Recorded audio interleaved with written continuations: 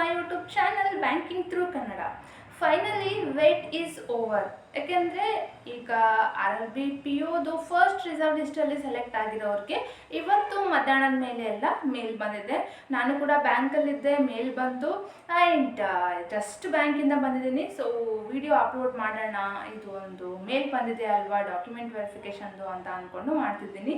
And ಯಾರ್ಯಾರು ಕರ್ನಾಟಕ ಗ್ರಾಮೀಣ bank and Karnataka ವಿಕಾಸ ಗ್ರಾಮೀಣ ಬ್ಯಾಂಕಲ್ಲಿ PO ಆಗಿರ್ಬೋದು, ಕ್ಲರಿಕಲಲ್ಲಾಗಿರ್ಬೋದು ಸೆಲೆಕ್ಟ್ ಆಗಿದ್ದೀರೋ ನಿಮಗೆ ಮೇಲ್ ಬಂದಿರುತ್ತೆ. ಆ್ಯಂಡ್ ಆ ಮೇಲಲ್ಲಿ 2 PDFsನ ಅವರು ಅಟ್ಯಾಚ್ ಮಾಡಿರ್ತಾರೆ. ಒಂದು PDF ಬಂದು ನಿಮ್ಮ ಡಾಕ್ಯುಮೆಂಟ್ ವೆರಿಫಿಕೇಷನ್ ಯಾವಾಗಿದೆ, ಎಲ್ಲಿದೆ, ಆ್ಯಂಡ್ ಅದರಲ್ಲಿ ನಿಮ್ಮ ಅಪಾಯಿಂಟ್ಮೆಂಟ್ ಆರ್ಡರ್ ಆಗಿರ್ಬೋದು, ಒಂದು ಪೊಲೀಸ್ ವೆರಿಫಿಕೇಷನ್ದು ಲೆಟರ್ ಥರ ಆಗಿರ್ಬೋದು, ಆ್ಯಂಡ್ ನಿಮ್ಮ ಸ್ಯಾಲ್ರಿ ಸ್ಲಿಪ್ ಬಗ್ಗೆ ಆಗಿರ್ಬೋದು, ಅಂದರೆ ನಿಮ್ಮ ಬೇಸಿಕ್ ಸ್ಯಾಲ್ರಿ ಎಷ್ಟಿರುತ್ತೆ ಅದೆಲ್ಲ ಮೆನ್ಷನ್ ಮಾಡಿರ್ತಾರೆ.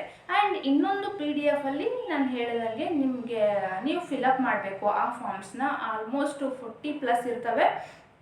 ನೀವು ಅಂದರೆ ಅದರಲ್ಲಿ ಬಯೋಡಾಟಾ ಆಗಿರ್ಬೋದು, ನಿಮ್ಮ ಕ್ವಾಲಿಫಿಕೇಷನ್ ಆಗಿರ್ಬೋದು, ನಿಮ್ಮ ಪೇರೆಂಟ್ಸ್ ಬಗ್ಗೆ ಆಗಿರ್ಬೋದು, ಆ್ಯಂಡ್ ಅಂದರೆ ಏನಂತಾರಲ್ಲ ನಿಮ್ಮ ಹೆಸರು ಮೇಲೆ ಏನಾದರೂ ಪ್ರಾಪರ್ಟೀಸ್ ಇದ್ದರೆ ಅದ್ರ ಮೇಲೆ ಆಗಿರ್ಬೋದು, ಆ್ಯಂಡ್ ನೀವು ಪ್ರೀವಿಯಸ್ ಆಗಿ ಎಲ್ಲಾದರೂ ವರ್ಕ್ ಮಾಡ್ತಿದ್ದೀರೋ ಅದ್ರ ಮೇಲೆ ಆಗಿರ್ಬೋದು, ಆ್ಯಂಡ್ ನಿಮ್ಮ ಐಡೆಂಟಿಟಿ ಬಗ್ಗೆ ಆಗಿರ್ಬೋದು, ಆ್ಯಂಡ್ ನಿಮ್ಮ ಕ್ಯಾಸ್ಟ್ ಬಗ್ಗೆ ಆಗಿರ್ಬೋದು. ಸೊ ಈ ಥರ ಎಲ್ಲ ಸೇರಿ ಒಂದು 40+ ಫಾರ್ಮ್ಸ್ ಇರ್ತವೆ. ಸೊ ನೀವು ಅದನ್ನು ಡಿಟೇಲ್ಡಾಗಿ ಕ್ಲಿಯರಾಗಿ ತುಂಬಬೇಕಾಗುತ್ತೆ.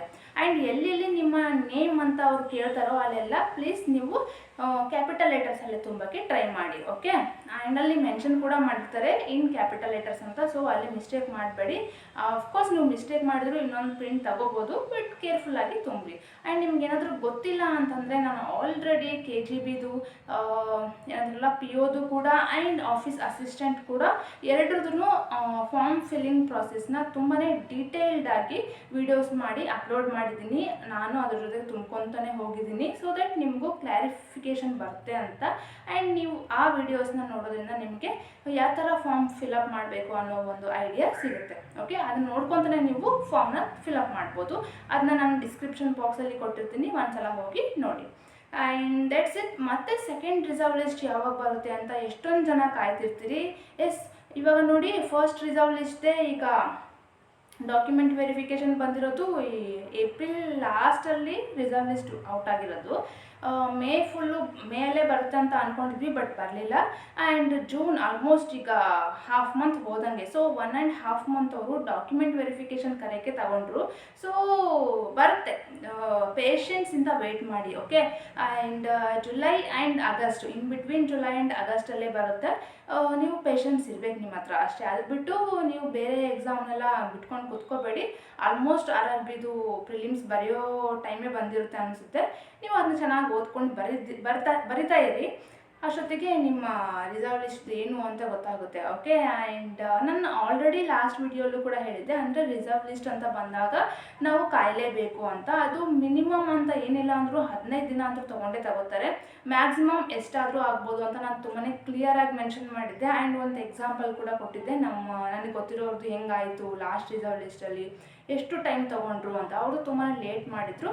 ಸೊ ಈ ಸಲನೂ ಅಷ್ಟೇ ಲೇಟ್ ಮಾಡಿದ್ದಾರೆ. ಆ್ಯಂಡ್ ಕೊಡ್ತಾರೆ, ಬಟ್ ಪೇಷನ್ಸಿಂದ ವೇಟ್ ಮಾಡಬೇಕು ಅಷ್ಟೇ. Okay, and that's it. ಮತ್ತು ಯಾರ್ಯಾರು ಫಾರ್ಮ್ನ ಫಿಲಪ್ ಮಾಡಿಲ್ವೋ ಈಗ ಪ್ರಿಂಟ್ ತೆಗೆಸ್ಕೊಂಡು ಫಾರ್ಮ್ ಫಿಲಪ್ ಮಾಡ್ಕೊಂಡು ಹೋಗಿ. ಆ್ಯಂಡ್ ಎಲ್ಲನೂ ಅದರಲ್ಲಿ ಹೇಳಿದ್ದೀನಿ, ಯಾವುದೂ ಬಿಟ್ಟಿಲ್ಲ. ಸೊ ನಿಮಗೆ ಅದು ಹೆಲ್ಪ್ಫುಲ್ ಆಗುತ್ತೆ. Okay, and that's it. ಮತ್ತು ನನ್ನ ಕರ್ನಾಟಕ ಗ್ರಾಮೀಣ ಬ್ಯಾಂಕ್ದು ಕ್ಲರ್ಕ್ದು ಕೂಡ ರಿಸರ್ವ್ ಲಿಸ್ಟಲ್ಲಿ ಬಂದಿತ್ತು. ನಾನು ರಿಸರ್ವ್ ಲಿಸ್ಟು ಏನಂತಾರಲ್ಲ ರಿಸಲ್ಟ್ ಬಿಟ್ಟಾಗ ಹೇಳಿದ್ದೆ ವಿಡಿಯೋ ಮಾಡಿ. ಸೊ ನಂದು ಕೂಡ 2ನೇ ತಾರೀಕಿದೆ, ಅಂದರೆ 2 ಜುಲೈ. ಕರ್ನಾಟಕ ಗ್ರಾಮೀಣ ಬ್ಯಾಂಕ್ ಪ್ರಿಫರೆನ್ಸ್ ಕೊಟ್ಟಿದ್ದೆ, ಅದೇ ನನಗೂ ಬಂದಿದೆ. ಸೊ ನಾನು ಬಳ್ಳಾರಿಗೆ ಹೋಗಿ ಡಾಕ್ಯುಮೆಂಟ್ ವೆರಿಫಿಕೇಷನ್ ಮಾಡಬೇಕು ಅನ್ನೋ ಮೇಲ್ ಬಂದಿದೆ. ಓಕೆ, ಆ್ಯಂಡ್ ನಾನು ಅದಕ್ಕೆ ಹೋಗ್ತಿಲ್ಲ. ಅದು ನೆಕ್ಸ್ಟ್ ರಿಸರ್ವ್ ಲಿಸ್ಟಲ್ಲಿ ಇನ್ನೊಬ್ಬರಿಗೆ ಆ ಸೀಟ್ ಸಿಗುತ್ತೆ. Okay, and that's it. ಮತ್ತೆ ನೆಕ್ಸ್ಟ್ ವಿಡಿಯೋಲ್ಲಿ ಸಿಗೋಣ. ಅಲ್ಲಿವರೆಗೂ ಟೇಕ್ ಕೇರ್, ಬಾಯ್.